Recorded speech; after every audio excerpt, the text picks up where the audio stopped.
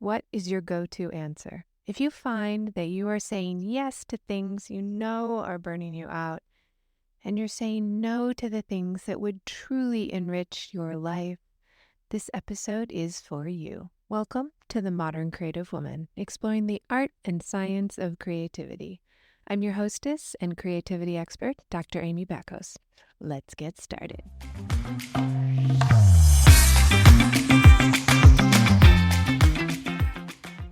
How are you, my friend? I'm having a wonderful week, and I'm really excited to talk with you about yes and no. And I'm going to teach you a powerful tool that you can use right away to start thinking a little bit differently about your decisions. But first, there is a lot going on behind the scenes here at the Modern Creative Woman headquarters. We just opened registration for the Paris retreat, and the invitation went first to my innovator level members and then the women inside the Modern Creative Woman membership. So if you have yet to subscribe to the newsletter, be sure and get on that list. It's in the show notes and it's at moderncreativewoman.com. And then you can check your inbox later this week for your invitation for Paris. I wrote on my list of dreams at the beginning of 2023 that I wanted to do a retreat in Paris, and I'm so excited. It's finally happening. I am partnering with my dear friend Aurora Devoli of Girl Boss Paris, and we're going to bring you the most unique experience next summer. And it's all about aligning your inner and outer worlds. And we've got art and style, creativity, of course, art therapy, French cuisine. We've got some powerful coaching, luxury locations, and incredible community. You'll get real insider knowledge of Paris from a local, of course, as well as the most inspiring total transformation package in the form of a treasure hunt. And Aurora and I have both created many international trips, and we've done quite a few groups for women. This will be my 6th international group trip that I'm organizing for women. However, it's my first one taking women to Paris. The last one I did was leading a group of women to Costa Rica to do art therapy, and it was amazing. There is something, I think, just really special about getting out of your usual routine. And it allows us to imagine our lives differently, try something new, and see what we're doing with fresh eyes. In fact, Aurora is in Bali right now, leading women on another really fantastic luxury excursion. Trust me, we know how to do these trips right. Let me tell you one more thing about the trip before we dive into yes and no. The trip includes 6 months of coaching. There's a personal style consultation with Aurora, an individual strengths assessment with me, and we'll really prepare you with neurocreative skills in advance of your treasure hunt in Paris.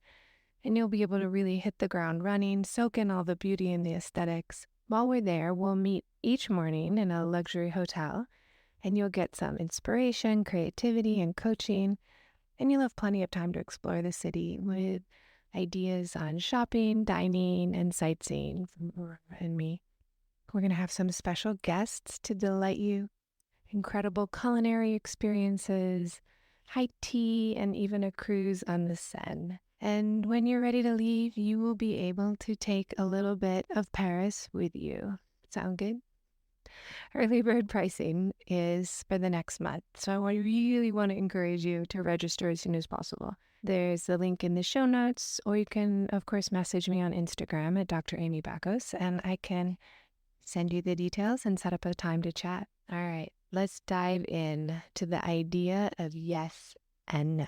I used to just say no to a lot of things that would have nourished me. And I said yes to a lot of things that really depleted me. I was completely working backwards. There was very little that I was saying yes to that would have inspired me. I would say yes to doing another lecture on the same topic for free. If you're a therapist, you probably get asked a lot to do things for free. A lot of my yeses came from guilt of not doing enough for the university where I was chair of my department or the nonprofits where I worked.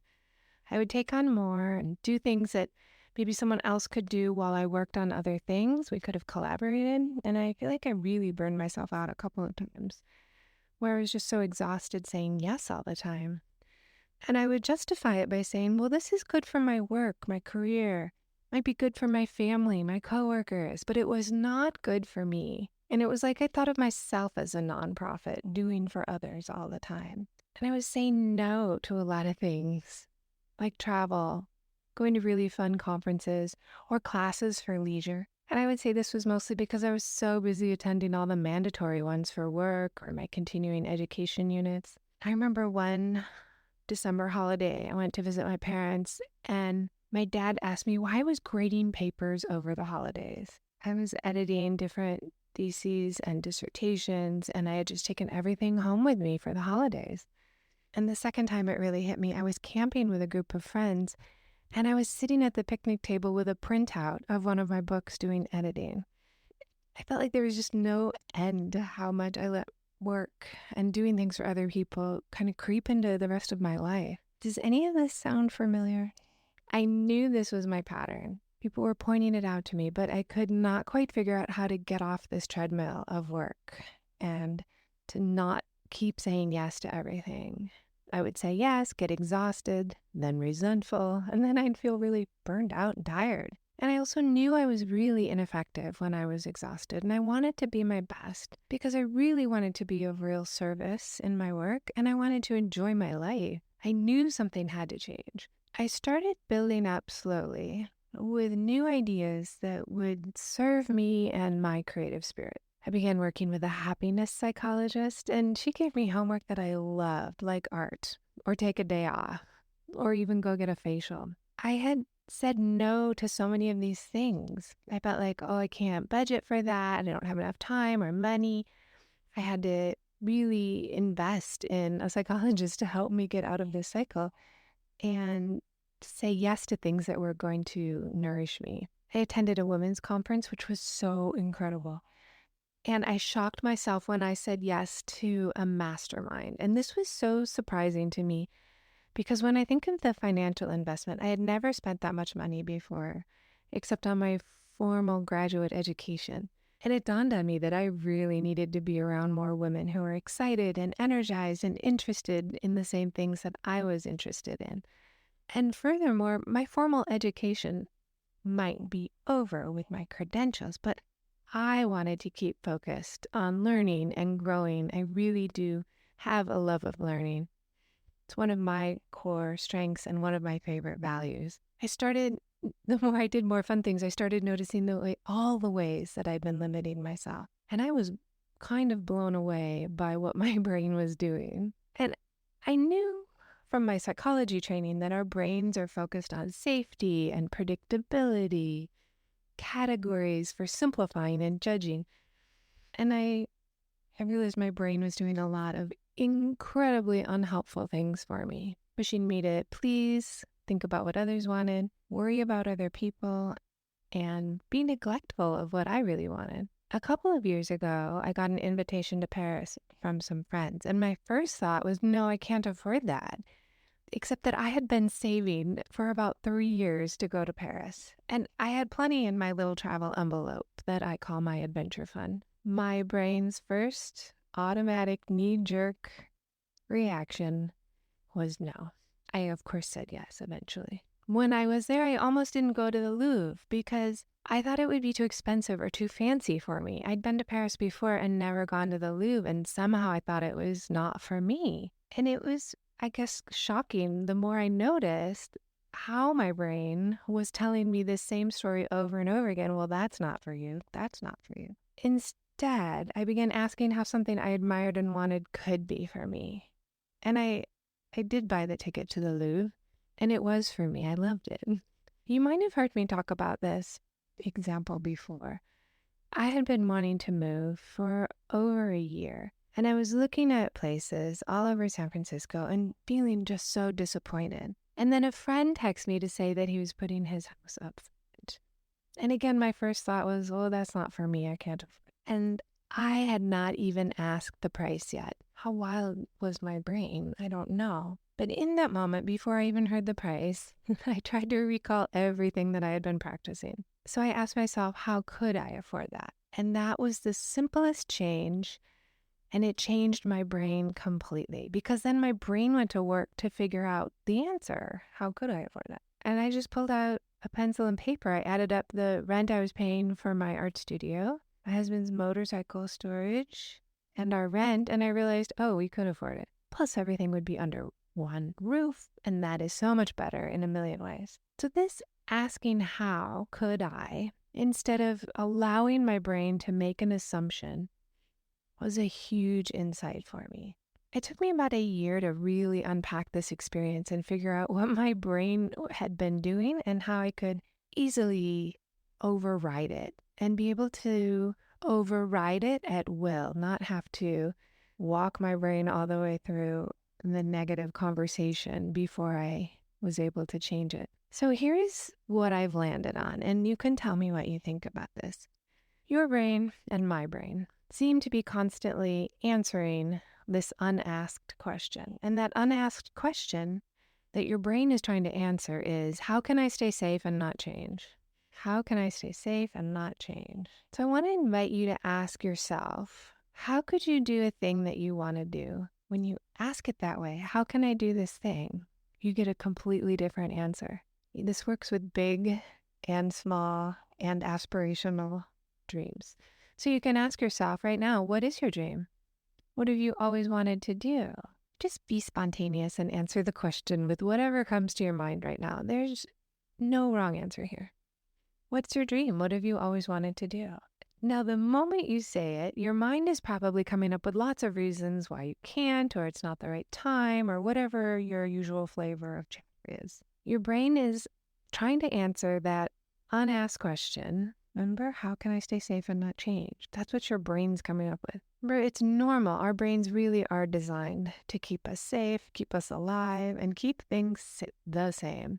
Really, all our brains want to do. So what if, instead of your primitive brain and its primitive urge to keep you safe and unchanged, you, your creative self, yourself as context, your soul, asks the question instead. If you put your creative self in charge, she can ask, how can I do that? When you think about how to solve a day-to-day problem, the question works really well. How can I make rent this month? How can I have dinner with my family when I'm feeling sad and upset? How can I avoid overspending this holiday season? The question put to your brain in that way will send your brain on the task of answering it. How can I take that trip? Go back to school? Go on a retreat? Start a new project? Move? Find a better paying job? How can I? I have one more question, kind of as a bonus here, that you can also use as a brain hack. And this gets to the heart of the matter about why something might be important to you. It requires you to imagine yourself just a few years into the future. Got it? Got it in mind? So a few years from now, why am I so peaceful now? Why did I get so creative? Why did I get so happy? Why did I become less judgmental? Why did I quit gossiping, drinking, overspending, overeating? These are all incredible questions. The why did I from your future self can reveal to you what's most important to you. It helps you understand why you might want to invest in a meditation practice, a yoga class, a journaling practice, therapy, coaching, a retreat, a mastermind. I really want to invite you to start paying attention to what you're saying yes to, what you're saying no to, and see where you can be most in alignment. Do keep asking yourself the how and why questions. And when you have that aha moment, like I did, come tell me. Message me on Instagram at Dr. Amy Bacos, and I would love to know how those two questions impact you. Before we wrap up, I want to tell you about what's coming next when you join me inside the Modern Creative Woman membership in November. You will experience a month focused on a science-backed treatment that will reduce depression, anxiety, and chronic pain, and also reduce your feelings of scarcity. This technique also improves your mood, the quality of your sleep, and your peace of mind. Do you know what evidence-based concept I am talking about yet? I will let you know in the next episode what science have discovered and how you can benefit from this really important research. So have a wonderful rest of your week. Now that you know about taking charge of the questions that your brain is trying to answer, asking those how and why questions, now that you know about yes and no, what will you create? Do come join me and the Modern Creative Woman on Instagram, Facebook, and Pinterest at Dr. Amy Backhouse. If you like what you are hearing on the Modern Creative Woman podcast, I want to give you the scoop on how you can support the podcast. You can be an ambassador and share the podcast link with 3 of your friends, and you can become a community supporter by leaving a 5-star review if you think it's worth the 5 stars. And of course, you can always become a gold star supporter for as little as $3 a month. All those links are in the show notes. And have you gotten a copy of the 5 values of the Modern Creative Woman? Hop on over to moderncreativewoman.com and join our email list, and you'll get creativity delivered right to your inbox and get your free copy of the aspirational principles that you need to live your modern creative life. Have a wonderful week, and I cannot wait to talk with you again in the next episode, all about the art and science of your creativity. I'll see you next time.